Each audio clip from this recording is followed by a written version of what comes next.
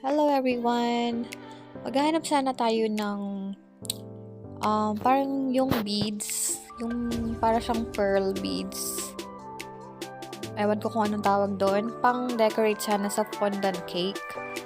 So, titingin tayo dito sa Harbor Bay Shopping Plaza. And also, gusto ko rin tumingin ng shoes or kung anong mabibili. So, very slight commercial lang to para maaliw din kayo dyan, no?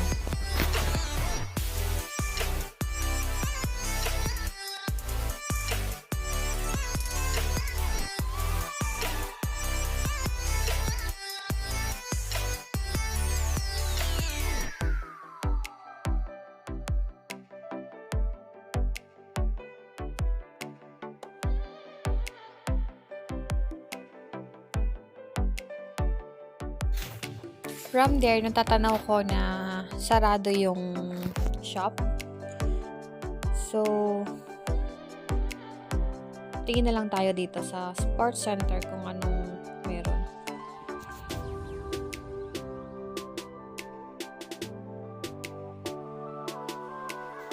Tara, pasok tayo.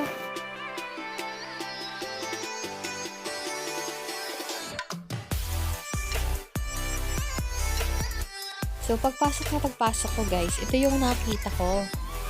And then, chinek ko yung price. My God. Tignan nyo. $52.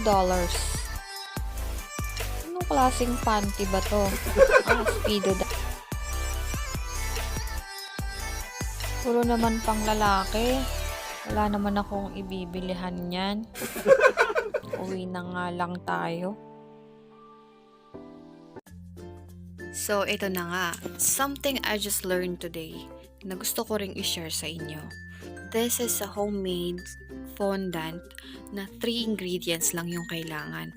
That's the marshmallow, the icing sugar, and 3 tablespoons of water.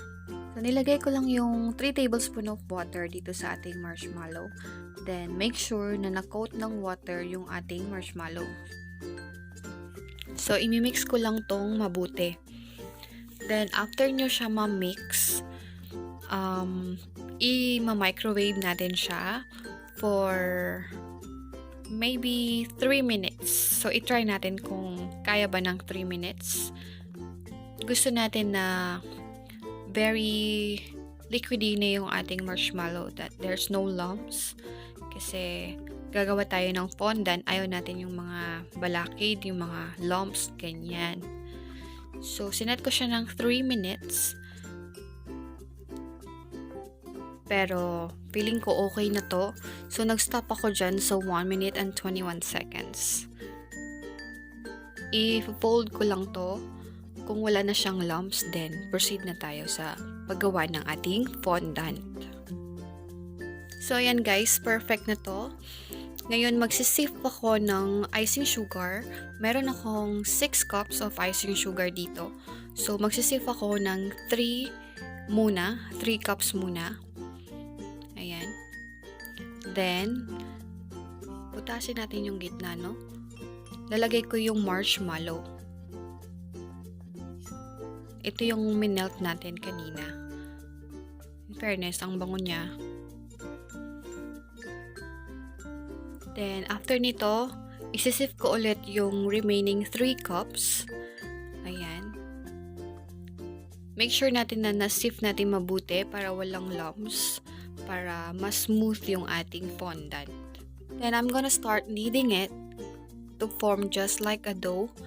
And, it feels really good. Para akong naglalaro ng marshmallow slime. Ayan. Medyo messy lang, no? Itutuloy ko lang yung pag-knead hanggang sa magsama na sila. Ayan, medyo pangit lang tignan, no? Pasensya na. Pero make sure guys na malinis yung kamay nyo. At this point, siguro mga 10 times ko na siyang hinugasan yung kamay ko, no? So, don't worry. So, kung napansin nyo, medyo magkakasama na sila. pero may cracks pa, so kailangan pa nating i-knead pa siya ng konti. So i-transfer ko siya dito sa ating counter table. Pinunasan ko na rin po yan, malinis na rin po yan. Then i-continue ko lang yung pag-knead sa ating marshmallow fondant. Medyo duminikit siya sa aking counter table, so alisin ko muna siya, then mag-dust tayo ng konting icing sugar dito, then continue lang natin uli yung pag-knead. I've watched a lot of different recipes for this fondant, and then I'm happy with the result of this one. Kasi hindi ko na kailangang bumili ng fondant. Kasi you can do it yourself for at least 15 minutes or less. Kaya very happy. Yay! I just made my own fondant, guys. If you want any other color, just add coloring. I suggest the gel one para hindi maapektuhan yung texture ng ating fondant. This one, you can keep it for 3 months in room temperature or 4 months sa freezer. 4 to 6 months actually. Basta ilalagay nyo lang siya sa Ziploc. I guess Ziploc is the perfect storage for this one.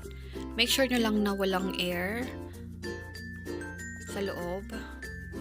Ayan, hanggang sa makaya nyo. Palabasin nyo yung mga hangin-hangin dyan. Then, ready to go! Naman, since meron na tayong fondant, very excited akong gumawa ng cake. Kaya gagawa tayo ng cake. Actually, it's a birthday cake. And then, I'll try to make my very own design. Okay, so don't judge me. This is my first time again. And then, meron akong chocolate cake dyan. Yan yung lagi kong binibake, which happens to be my favorite. This is a chocolate cream cheese buttercream frosting chocolate cake. Next time, gagawa siguro ako ng video how to put the fondant perfectly in the cake. Sa ngayon, hindi pa kasi kinakabisado ko pa rin muna kung paano maglagay ng perfect na fondant sa ating cake. So, sa ngayon, ito muna, no? Pagtiyagaan nyo muna po itong ginagawa ko. Ayan. So far, not bad. Sige, Joy, kaya mo pa yan. Push mo pa. And, nga pala sa lasa nung ating fondant, not because I was the one who made it, but advantage lang nito, kayo yung gumawa, mamamake sure nyo na malinis siya. Unlike pagka bumili kayo sa iba, sometimes there's smell on their fondant, and then hindi masarap yung pagkakagawa. Minsan pagka may mga ganong cake, fondant cake sa party, ganyan, inaalis ko yung fondant, kinakain ko lang yung cake mismo kasi hindi ko gusto yung lasa. But this one, I really like it. So, I'm just trying to make flower here. I hope this looks like a flower to you. So, ayan.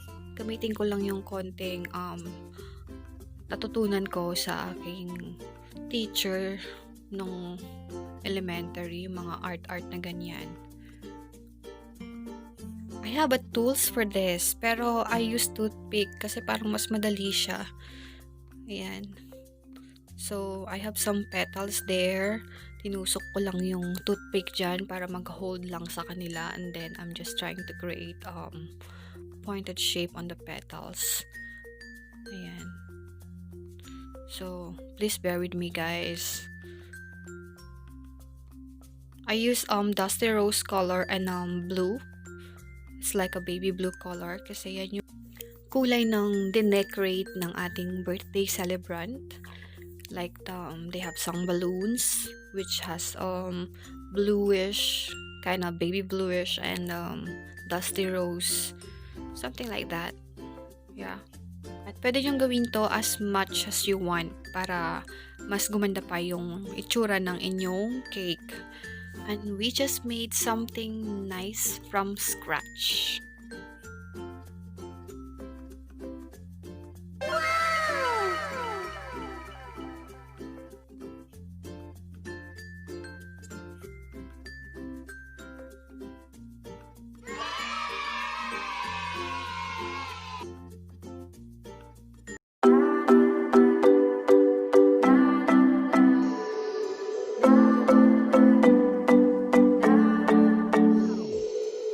Sometimes I say